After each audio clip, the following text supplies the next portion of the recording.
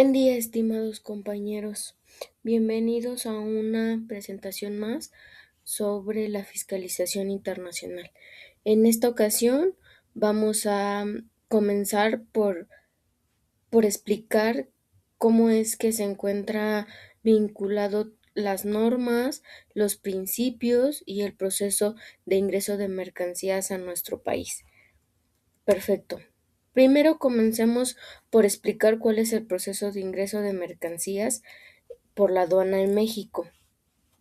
Tanto en México como en otros países existen ingresos de mercancías, lo que permite controlar el comercio exterior, recaudar impuestos y asegurar el cumplimiento de regulaciones y proteger la seguridad nacional.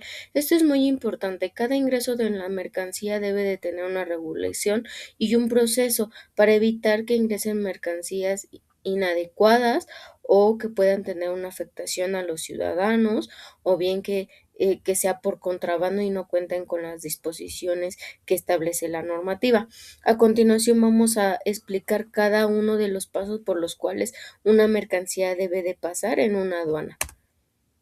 No está de más mencionar que cada ingreso de mercancía a México se encuentra regulada por un conjunto de normas y procedimientos aduaneros que garantizan el control, la seguridad y la correcta recaudación de contribuciones.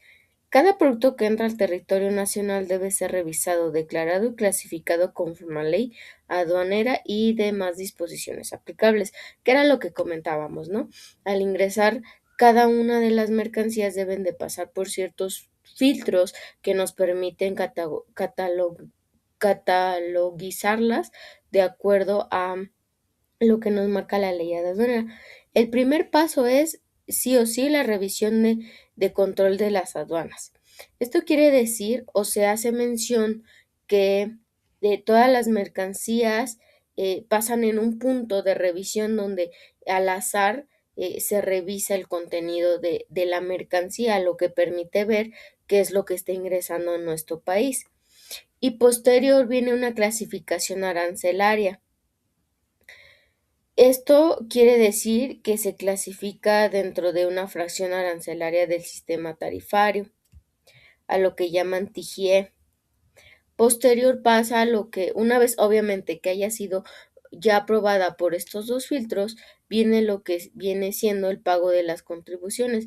Dependiendo del tipo de mercancía que sea y que se detectó tanto en la revisión y que obviamente ya cuenta con una clasificación arancelaria, es cómo se definirá cuáles impuestos y cuál es el porcentaje de esa contribución que debe pagar la persona que está importando o bien exportando la mercancía, ¿de acuerdo?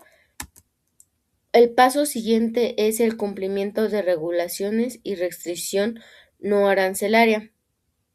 Esto también deriva mucho de lo que es el tipo de mercancía, lo que establece que no siempre puede venir de la misma manera. Por ejemplo, en algunos casos, cuando es tal vez alimenticio, médico, requiere de algunos permisos como sanitarios, de las NOMS, de etiquetado de seguridad, donde no podemos ver en la etiqueta qué contiene, qué es y para qué es, ¿no? Esto también nos permite tener un control de lo que entra a nuestro país y que no vaya a afectar a la ciudadanía cuando comience a circular en los mercados. Posterior viene la asignación de un régimen aduanero. Bueno, en este caso normalmente cuando alguien importa o exporta mercancías, ya debe de contar con un régimen asignado, lo que le va a permitir poder importar y exportar mercancías. Esto obviamente se encuentra definido por la ley del SAT y las mercancías deben de ser declaradas bajo este régimen, lo que igual nos va a permitir determinar qué, qué impuestos o qué contribuciones es los que deben de pagar las personas físicas o morales que se encuentren realizando estos movimientos. Posterior llega lo que es un despacho aduanero. Una vez que pasamos por todos los procesos anteriores y cumplido con cada uno de los requisitos que establece la legislación, viene lo que viene lo que decíamos, ¿no? Que al final el proceso se encuentra regulado principalmente por la ley aduanera, la, el Código Fiscal de la Federación y la Ley de Comercio Internacional. También aplica lo que es el reglamento de la ley aduanera y las reglas generales de comercio exterior, lo que nos va a permitir que todo este proceso anterior se vaya realizando de acuerdo a lo que establece la legislación. No podemos brincarnos absolutamente ninguno de estos requisitos y procesos, ya que en cada uno vamos estableciendo ciertas características que nos van a permitir que esta mercancía llegue de manera legal y que de igual manera sea distribuida dentro del país con las mismas condiciones sin afectar a ninguna persona y mucho menos a la persona o a la empresa que se encuentra haciendo este tipo de movimientos. En este caso, es muy importante que cada mercancía y cada persona que se encuentre dispuesta a importar o exportar mercancía cuente con todos estos requisitos, ya que en nuestro país actualmente se encuentra en crecimiento y una globalización, por lo cual es muy importante conocer cada uno de estos conceptos, qué incluye, qué necesita, con quién hay que dirigirse, cuáles son las autoridades que participan dentro de cada uno de estos procesos para que precisamente no afectemos ni tampoco nos encontremos en omisión de legislación. Para esto nos vamos a apoyar de lo que viene siendo una base muy importante para la comercialización internacional o bien la fiscalización internacional, lo que es el principio de la fiscalización internacional. Actualmente o normalmente se encuentran reconocidos 7 principios. Y para lograr el ingreso de cada mercancía a México es necesario contar con bases, lo que les comentaba se conoce como los principios de fiscalidad internacional. Estos principios nos sirven para ordenar la forma en que los estados aplican sus leyes fiscales en un mundo globalizado, buscando siempre, obviamente, la claridad, equidad, cooperación entre las naciones. Debido a esto, es posible mantener un equilibrio entre los intereses de cada país y el correcto cumplimiento de las obligaciones fiscales a nivel internacional. Si bien existe un proceso y si bien tanto en nuestro país como en otros países eh, que igual se encuentran dentro de los tratados comerciales con México, se importa y se mueve cierta mercancía que en el país no se genera o no se obtiene, es importante decir que se debe regir bajo toda la legislación de ambos países y México a Canadá. Canadá tiene sus propias legislaciones y sus propios principios y obviamente también sus propios procesos que debe de cumplir. Lo mismo en México, lo que nos permite que podamos tener una cooperación más amplia y un comercio mucho más amplio con las diferentes naciones. Comenzaremos por exponer cada uno de estos principios y a nivel general para qué son y qué es la parte que nos encuentra regularizando cada uno de ellos. Comencemos por el principio de la fiscalidad internacional.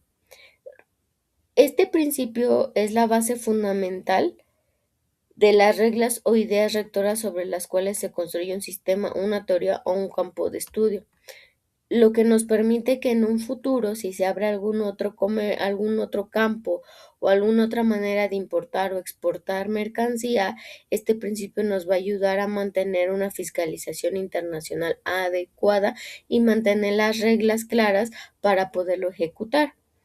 Luego viene el principio de soberanía fiscal. Cada estado tiene el derecho soberano de establecer su propio sistema tributario y gravar las rentas generadas dentro de su territorio o por sus residentes, sujetos a la limitación del derecho internacional y los tratados. Lo que comentábamos, al final cada país, cada estado, cada lugar tiene su propia legislación, lo que nos permite que también nosotros debemos cumplir con esa legislación, así como a su vez cuando entra mercancía a nuestro país, ellos cumplen con nuestra propia legislación. Usualmente pareciera que es lo mismo, pero no, llegan a tener alguna cierta diferencia con, de México versus otra nacionalidad, los requisitos que, que necesitan para este tipo de movimientos. Sin embargo, este principio nos permite que siempre cada estado mantenga este derecho de establecer y tener y considerar todos aquellos impuestos que crean necesarios para los movimientos de las mercancías. Posterior viene el principio de equidad. La carga tributaria se distribuye de manera justa entre los contribuyentes y entre los distintos estados. Esto quiere decir mantener un equilibrio. Ni un estado va a exceder en cobrar cuotas, ni mucho menos el otro estado. Debe de haber un equilibrio para que también sea rentable para todos aquellos que se encuentran dentro de los regímenes que pueden importar y exportar, también sea un buen negocio para ellos, porque al final para eso es, y también para tener mucha más diversidad de comercio en nuestro país versus las demás naciones. Sin abusar, todos vamos teniendo un equilibrio para obtener un negocio y un comercio amplio que nos permita obtener claramente trabajos, un crecimiento como Estado, como país, que, que nos siga haciendo crecer. Luego viene lo que es el principio de prevención de la doble imposición. Esto quiere decir evitar que una misma renta o patrimonio sea gravada por dos o más países, lo cual se logra principalmente mediante convenios bilaterales basados en modelos de la OECD y la ONU, que asignan derechos de tributación exclusivos o compartidos. Esto quiere decir que este principio nos permite que una mercancía que ya haya sido grabada del país origen no tenga que volver a ser grabada en un país destino. Tal vez se cobre en un país o se grave, perdón, en un país, pero en el otro tal vez pague algún otro impuesto. Pero claro, siempre buscando el equilibrio para que precisamente el comercio no se vea afectado, porque entre más impuestos o cuotas paguen al momento de salir y de entrar mercancías, esto va también a asumir parte de lo que es su costo y lo que al público en general y cuando está en comercio sea más elevado. Por ello es importante que este principio sea relevante, lo que es para evitar una doble tributación. Ahora viene el principio de neutralidad fiscal. Las decisiones económicas como invertir, operar o financiarse en determinados países no debe estar influenciado en forma excesiva por los impuestos. Lo que decíamos, al final no puede ser eh, algo muy, ¿cómo podremos llamarlo? Algo tan impositivo porque el que no exista un equilibrio o una neutralidad fiscal, lo que nos va a llegar a permitir, que no debe de ser, pero a veces suele pasar, es que se cobren tantos impuestos, tantas cuotas de esas mercancías que, que se ven de forma excesiva y a veces por ello es que las mercancías dejan de circular o se pierde ese mercado porque no hay la consistencia de poder pagar un tributo que sea razonable para ese tipo de mercancía o ese rango de mercado. Ahora viene el principio de asignación equitativa de derechos tributarios. Este principio establece los criterios que permiten determinar qué país tiene derecho a grabar una renta específica.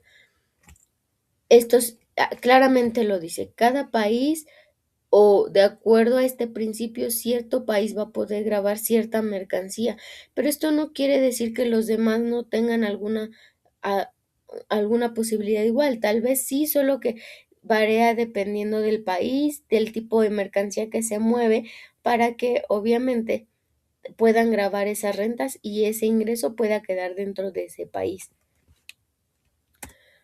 Ahora bien, vamos con un principio de certeza jurídica.